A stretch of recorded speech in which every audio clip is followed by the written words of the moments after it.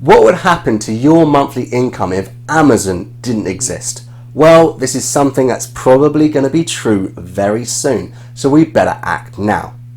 Hello YouTube, and a very special hello to all my subscribers. My name's Phil and welcome to my channel where I talk about building my online income as passively as possible. If you're new to the channel, why not subscribe, and let's get into the video today. So why might you not want to put Amazon affiliate links on your website? Well, basically, if you've missed the news, Amazon are reducing the commissions. As of today, they're going to be paying a lot less for several different sectors of their store, different types of products, and many users are losing over 50% of the commissions they were getting yesterday. So basically, we need to find a new store to promote. Now, the problem is we love Amazon. Amazon are great. They convert really well. They are really good at upselling, and many people know about them. They already have accounts, and it's just so convenient. So how can we rival that? Well, there are other affiliate programs out there. We just need to find the good one. So how exactly do you find new affiliate programs? Well, the easiest way is just to type your niche into Google followed by affiliate program. You can also do this by putting a partner program. Now, the issue is many companies out there don't know about affiliate marketing, so they may not use the same term as you're using. But what you can also do is to go onto the particular website you're interested in promoting and just check at the bottom. Often they have a footer menu where they have some sort of page that is basically an affiliate page. So you can check it that way. Now, what do you do once you've found an affiliate program? Well, many people out there will probably say, look at the commissions, see what percentage are they willing to give you. Well, to be honest, every affiliate program out there that's not Amazon is going to be paying you more than Amazon, even before they reduce the commissions. I would not worry about how much they're going to pay you. I would worry about a few other things. So basically, you want to think about, will they pay you for just the product that you are promoting, or will you be paid for other products that the user buys, even if they don't buy the product that you've promoted? So in my short career as an Amazon affiliate, I've probably sold one or two products that I've actually recommended. So in the last month, I've probably made about 35 sales, of which one of them was from a link. All the other ones were just the user went on to Amazon and happened to buy something. So basically, you're looking for an affiliate program that's similar to Amazon, if you can find it, in the sense that anything the user buys after they click on your link, you get credit for, you get a commission for. That's great. Another thing you want to look out for is the length of the cookie. So this basically means when the user clicks on your link, how long will you be credited for that sale if they make it? So is it the same day? Is it 24 hours? Do you get a cookie of 30 days? Is it longer? So the longer the cookie, the better. The other thing to think about is recurring sales. Now, this is often the case with digital products. So if you recommend a service, then you may be paid for the lifetime of that user, which can be great. If there's a program which is 30, 60, 90, $100 a month, and you get a certain percentage of that payment, then that can be a tidy little sum if you get enough users. And the best thing about that is you don't have to be looking for new sales every single month. Once you get, say, 10, 20, 30 people paying for a service each month, and you're getting the commissions for that, that is just a great situation to be in. So apart from these kind of technical things, the longer cookie, whether or not you get credit for every product that the user buys, you also need to think about the user experience. And this falls into optimization. So with Amazon, many of us were getting conversion rates of 10% or more. I was at a certain point, I was getting 30%, which was just crazy. Now, with many other affiliate programs out there, you're not going to break that 10% conversion rate. But what can you do to increase your odds? Well, there's so much you can do to warm up the customer, and there's so much that the actual website, the the website that you're promoting can do to warm up the customer. So let's talk about that now. So really what you should be focusing on is user experience. Become a customer. My advice is to go and actually buy products from that service. Now, it's not always possible. We don't all have lots and lots of money to spare, but if you can do it, then you're going to get a better appreciation of what it's like for a new user. So things that you should be looking for is, how does the website actually look? Does it feel good to navigate through the pages? Is it difficult? How easily can you get to the cart, and all these kind of things. The other thing to think about is, do they offer free delivery? Do they often offer discounts? Are they using any other methods to make it easier for you to buy? So back in the day when I used to promote ClickBank offers quite a lot, what I used to do is always watch the sales videos. So often these sales videos, if you've ever seen them, they can be quite long, but I would sit through and watch the whole thing. And if I started feeling myself being taken in, getting excited, would I like to have extra inches off my belly? Yes, I would, yeah. So things like that. If you actually feel that you are being drawn in by the website, that's probably a good sign that it's going to convert well. So there's another thing that you can do before you actually buy the product, and this is what I recommend you do. The first thing is to go through the entire process and then abandon the cart. See what happens. Does the company send you a follow-up email? Do they say something like, you were interested in this product but you didn't buy it, would you like to? That's exactly what Amazon does, right? Also check, does that website follow you around the internet? When you're on Facebook, when you're Googling, do ads pop up? Now obviously most of you will be having an ad blocker on of some sort. I recommend turning that off for a couple of days and just see, are you followed around? That's a good sign. That's a good sign that that website may convert well for you. So once you've done the abandoned cart test, just to see if you are followed around, then go ahead and buy that product and just see what the experience is like. Because if they have a great website but then the after sales is a bit crap, the delivery time is not what they promised, then you may be getting a lot of returns, and often if the user returns the product, then you're going to lose that commission. So that's something that's important to test as well. So obviously that's all to do with the website and how well they optimize their sales. Obviously there's nothing you can do about that, but you can just test it. Better to go with someone who does follow their users around the internet, does send follow-up emails, than someone who doesn't. I'm sure that those first types of websites, they're going to convert a lot better.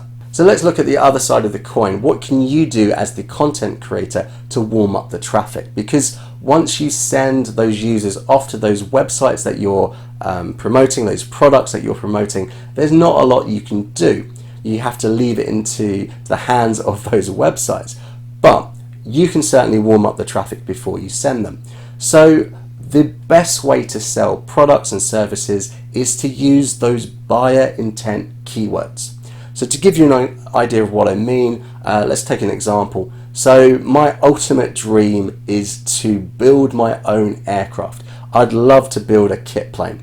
Unfortunately here in Taiwan there's not a lot of general aviation, but there is a small little area down south of the island where you can fly, but it's only the ultralight or microlight aircraft. So I'd love to get one of those kits, but every time I type in best kit or a particular brand that I'd like to buy, there's just loads of ads on the first page, or just the big boys in that niche. So if I was creating a website, which I probably should do if I ever build a plane, I just can't compete. If it's a new site or even if it's a year old, I'm just never going to get to that space. So how can I use those buyer intent types of queries to my advantage? Now this is a theory I have, and I think it could work. So what you need to do is you need to bring in the traffic through other queries. So as you know, you're going to go for those low-hanging fruit type queries and write really excellent posts, and that's going to bring you in the traffic. So on that particular post, when you want to talk about a product, instead of linking directly to the product, what I would do is to actually have a review or a post which you can link to. And that review or post is actually targeting one of the buyer intent keywords. Although you're not going to rank for it on the first page, you can link to that post, and because you're going to give an excellent review, you're going to warm up the user that way. And then through the post that's written for the buyer intent keyword, so a best kit plane to buy, for example, then through that post you link to the product. Now, I think this could be a good way. Now, I know what you're saying, you're clicking from one page to another. How many people actually do that? Well, yes, you're going to have a lower conversion rate from one page to the other. That is true. But the people that you send through to that second page, they're going to be a lot more interested in that product. And then if those people click onto the product link, again, it's going to be fewer people that actually click onto the second page. They're going to be very warmed up, and I think they're more likely to buy the product at the end of the day. So this is something I'm going to put into action, and I'll report back. I'll let you know if I get any winners. Okay, so I love affiliate marketing, and I think it's just one of the best ways to make money online. So we all know that Amazon is pretty much pushing us out into the cold, but we can combat that. We can find other affiliate programs if we think about it and if we're smart. But that's not the only way to monetize your blog. There's also ads. Now, I know what you're thinking. Ads, you probably thought of Google AdSense. No, I would not recommend Google AdSense. I've had Google AdSense on a particular website. Okay, doesn't have a lot of traffic, but I've had AdSense on that for about a year. I've made 18 cents. It's just a waste of your time. But Google AdSense is not the only ad network out there. In fact, I've just recently applied for zoic. Now, zoic, they normally don't accept people with a low page view, but luckily I'm a member of Project 24, which is an all-inclusive program run by Income School where they teach you everything about internet marketing. And through a deal that Income School brokered with zoic, Project 24 members are now allowed to apply to zoic with as little as 1,000 page views, or 1,000 sessions, I should say, a month. So this is something that I've set up recently, and I'm going to report on this in future videos. So I'm quite excited about putting ads onto my website with zoic, because I've heard that they can really optimize the ad placement and you can get a fairly decent EPMV. Now, I don't have much more to say about zoic because I haven't actually put them onto the website yet. I'm still going through the process of setting it up. So if any of you have any good advice or experience of zoic, just let me know. What would you recommend I do? Do you think it's a good move? I think it's a fairly good move, but only time will tell. So if you're in Project 24 and you haven't got ads on your website, or you've only got Google AdSense at the moment, go into the Project 24 community and you can find information there about how to apply. There's a special link for Income School members on the zoic website. If you're not part of Project 24, well, you could join, but maybe you wouldn't join just for this. If you are interested in joining Project 24, you can check out a link in the description. But I've also put a link for zoic there if you haven't heard of that company before, and it will take you to their website, and it explains how to apply and how to set it up. So this brings me on to possibly the best way to monetize your blog, and it's through info products, and I'm also going to bundle in services in this part of the video. So info products are basically things that you sell that you've made yourself. It can be anything from an ebook to a course, or even just a consultancy call. Now, the best way to do this is to actually know your niche. What you're looking for are pain points. You're looking for what your audience finds difficult, and then you're going to provide the solution. Now, a really great perspective that I recently learnt from Income School's new channel, which is called Margin. It's all about sort of making money, or how to keep your money. It's a really interesting channel, recommend that. They were talking about this idea of how rich people think. Now, you may have guessed I am not particularly rich. I'm still working my way up. But I always think about things in a different way. I would do anything to save money because I don't have a lot of disposable income to pay for things, to buy things. However, when you're rich, you're much more likely to pay for a solution. You don't often want to pay money to learn how to do something. You just rather pay someone to do it for you, or to pay someone just to give you the end solution. So always think about that. Don't think about what you would do personally. Think about perhaps what other people would do. Now, how can you find this out? Well, you've got to talk to people. You've got to be in your niche. If you don't interact with your audience, if you don't know what they are worried about, the type of things that they need to improve their life, I would say, or improve how they're doing that hobby, or how they're receiving that service, you're never going to know what the best product is for that particular person. So always talk to your audience. Another good thing to do is to spy on your competition. So go out there and see what other info products are available, and if you can, buy those products, pay for them. That is the best way to find out what the competition are doing and if you can provide a better service. So I just want to give you an example from my own experience. As you know, we're going through something of a pandemic at the moment, and it's affecting a lot of us. In fact, my school, so I work as a teacher during the day, my school is going through a very difficult time, and I haven't actually had any work this entire month, and it looks like the school is likely to go under. So a lot of people would panic at that, but I see it as a bit of a kick up the arse, to be honest, and it's kind of pushing me into this idea of going full-time with my websites. So this has made me focus on a particular project that I've set up with my colleague. It's called the IELTS Grind, and it's all about teaching this English exam that many students need in order to go to university abroad, or even to go through immigration to get their visas to live in different countries. And it's basically just a test of your English. It tests all 4 key skills, so reading, writing, listening and speaking. And many students actually do self-study. They try and learn this, how to do this on their own. However, without working with a native, it's really hard to improve your writing and your speaking because someone needs to correct you. So what I'm thinking about doing is offering a correction service. So what I did was I went and had a look at the competition. Now, these writing tasks take about anywhere from 5 to 20 minutes to correct, to do it properly, I would say. And I looked at some of the services out there, and they were offering as low as $5 to correct one of the writing tasks. So if we put that into perspective, if it takes me 20 minutes to mark one task, I can do about 3 an hour. So that would give me an hourly rate of $15. That is not worth my time. It simply is not worth my time. It's not gonna, I actually earn more teaching, so that's not gonna work for me. But I also thought, well, the quality must be pretty low. If you're paying someone $15 an hour, they're not really going to be doing a great job, I don't think.